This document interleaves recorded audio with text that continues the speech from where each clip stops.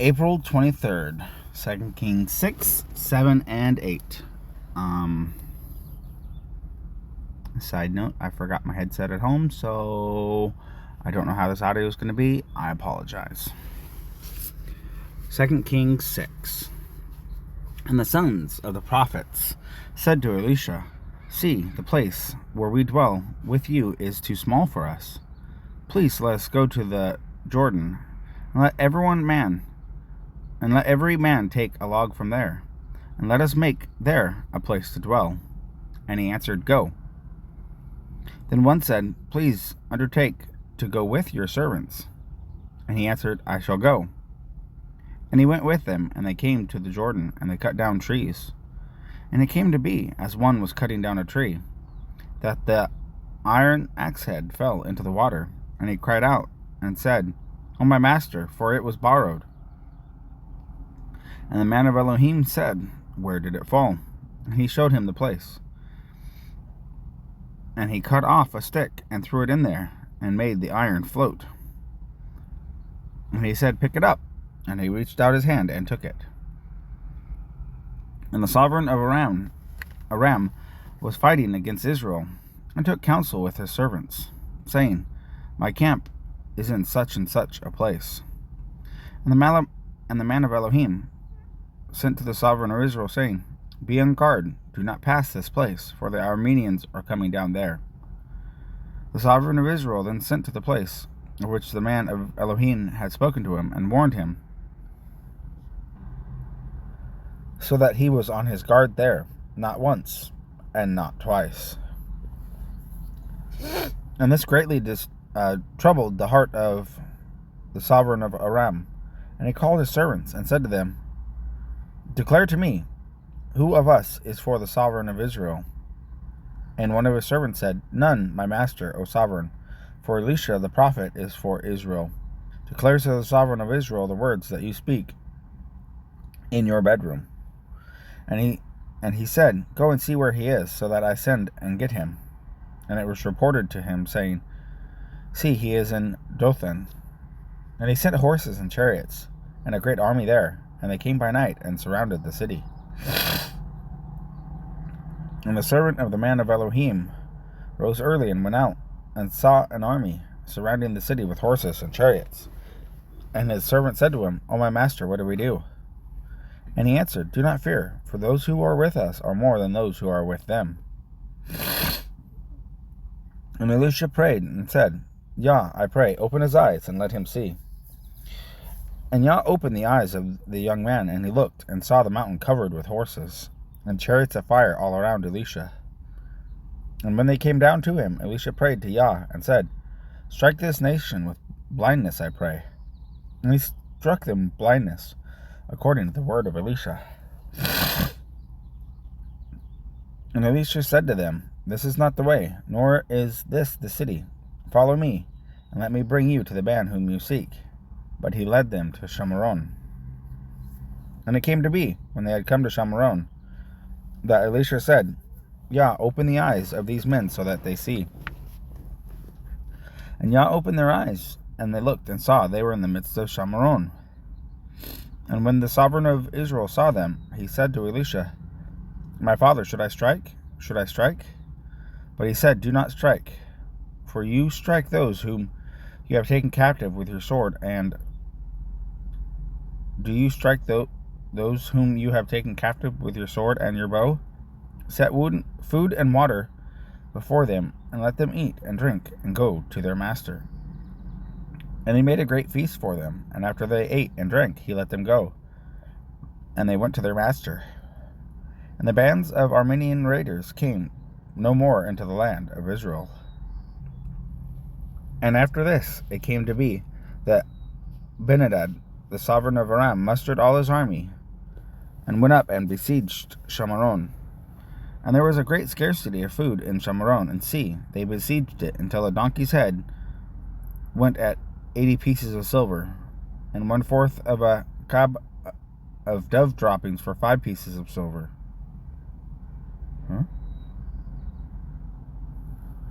And it came to be, as the sovereign of Israel was passing by on the wall, a woman cried out to him, saying, Help my master, O sovereign. And he said, If Yah does not help you, where do I find help for you? From the threshing floor or from the winepress? And the sovereign said to her, What is troubling you?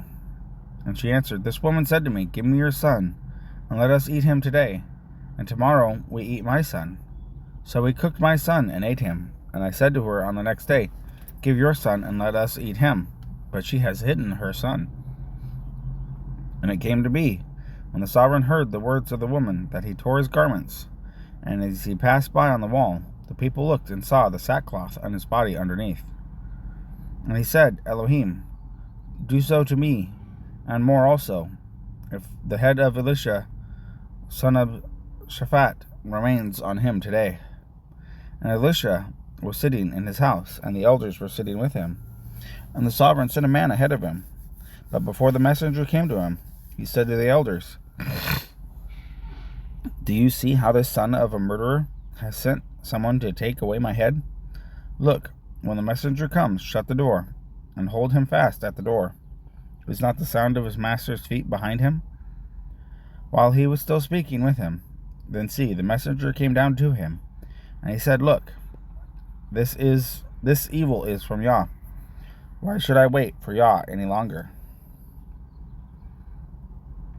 2 Kings 7. And Elisha said, Hear the words of Yah. Thus said Yah, about this time tomorrow, a fine flour for a shekel, and 2 shekels of barley for a shekel, at the gate of Shamaron. And an officer on whose hand the sovereign leaned answered the man of Elohim, and said, Look, if Yah is making windows in the heavens, shall this word come true? And he said, Look, you are about to see it with your eyes, but not eat of it. And there were 4 leprous men at the entrance of the gate, and they said to each other, Why are we sitting here until we are dead? If we shall say, Let us go into the city, the scarcity of food is in the city, and we shall die there. And if we sit here, we shall die. And now, come, let us surrender to the army of the Armenians. If they keep us alive, we live. If they kill us, we shall die. So at twilight they rose up to go to the camp of the Armenians. And when they had come to the outskirts of the Armenian camp, look, no one was there. For Yah had caused the army of the Armenians to hear the noise of chariots and the noise of horses, the noise of a great army. And they said to each other, Look, the sovereign of Israel has hired against us the sovereigns of the Hittites and the sovereigns of the Mitzrayans, Egyptians, to come against us. So they rose up and fled at twilight, and left the camp as it is, their tents, and their horses, and their donkeys, and they fled for their lives. And when these lepers came to the outskirts of the camp, they went into one tent, and ate and drank, and took from there silver and gold and garments, and went and hid them. And they came back, and went into another tent, and took from there, and went and hid it. And then they said to each other, We are not doing right. This day is a day of good news, and we are keeping silent. And if we wait until morning light, then evil shall come upon us. And now come, let us go and inform the house of the sovereign. And they came and called to the gatekeepers of the city, and informed them, saying, We went to the camp of Aram, and look, there is not a man or a voice of man, only horses tied and donkeys tied, and the tents as they were. And the gatekeepers called, and they informed the house of the sovereign inside.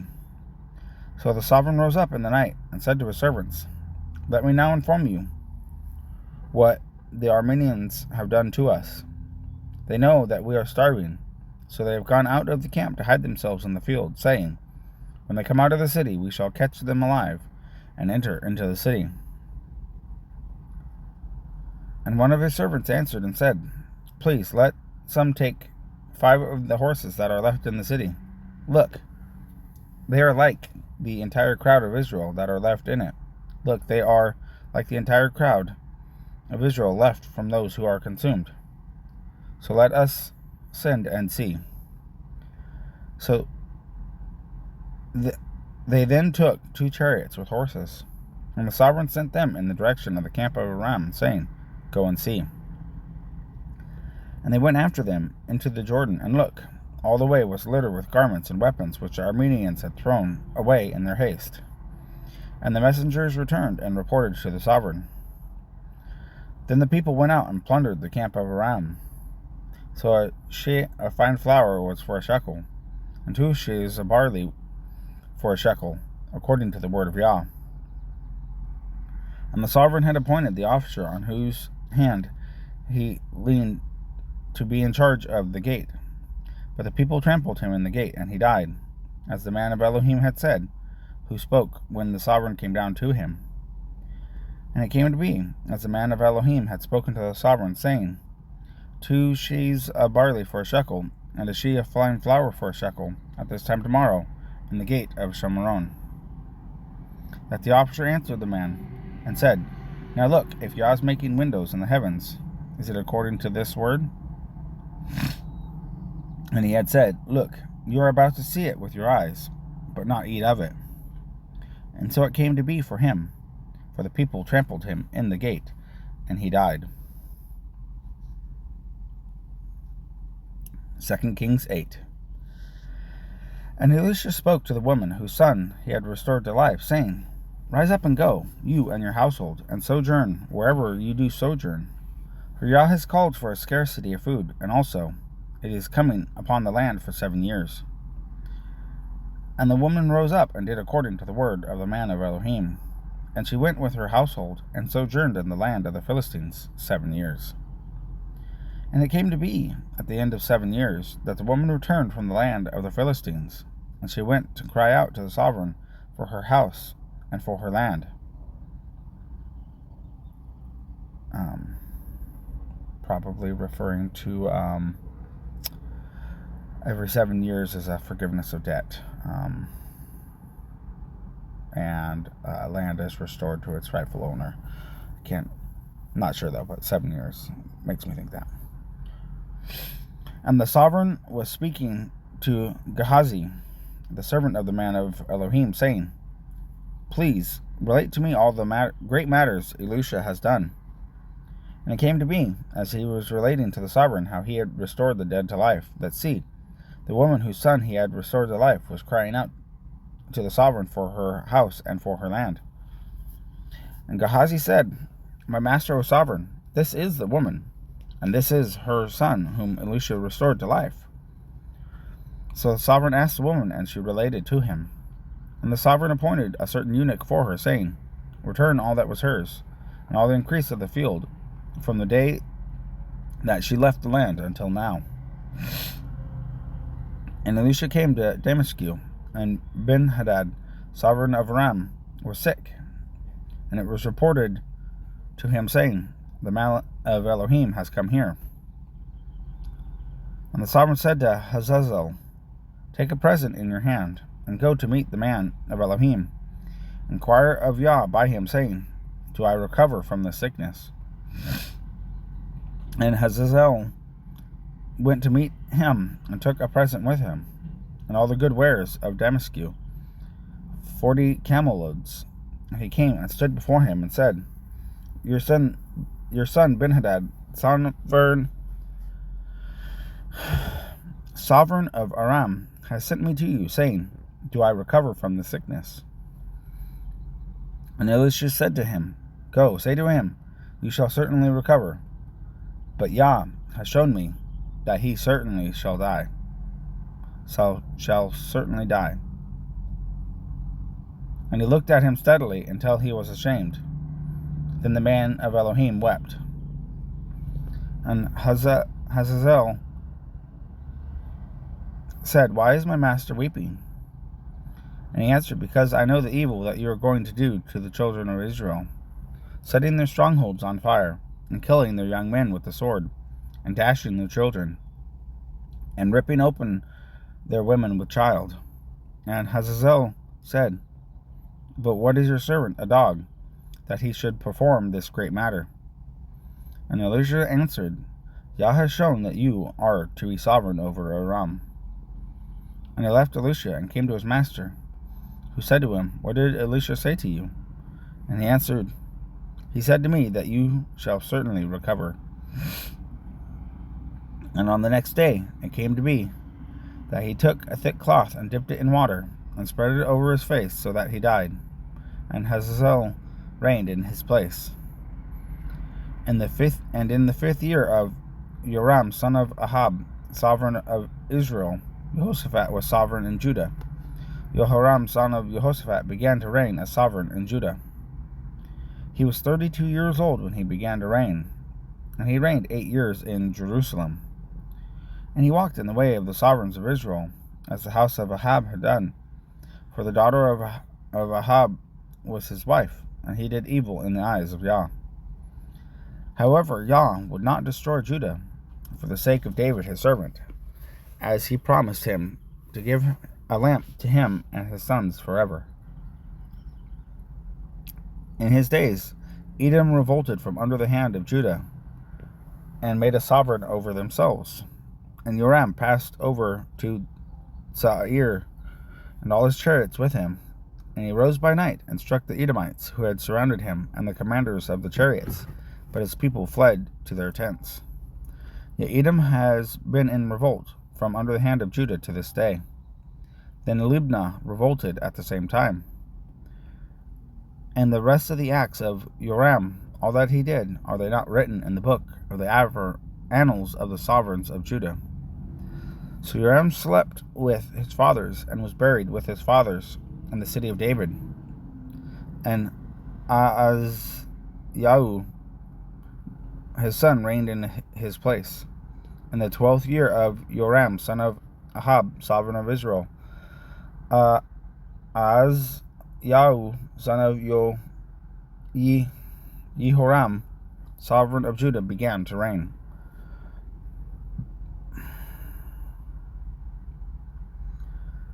Ahaziah was 22 years old when he began to reign, and he reigned 1 year in Jerusalem. And the name of his mother was Athaliah, the granddaughter of Omri, sovereign of Israel. And he walked in the way of the house of Ahab, and did evil in the eyes of Yah, as the house of Ahab had done, for he was the son-in-law of the house of Ahab. And he went with Joram, son of Ahab, to battle against Hazael, sovereign of Aram, at Ramoth-Gilead. And the Arameans struck Joram. And the sovereign of Joram went back to Israel to recover from the wounds with which the Arameans had stricken him at Ramah, when he fought against Hazael, sovereign of Aram. Then Ahaziah, son of Jehoram, sovereign of Judah, went down to see Joram, son of Ahab, in Jezreel, for he was sick.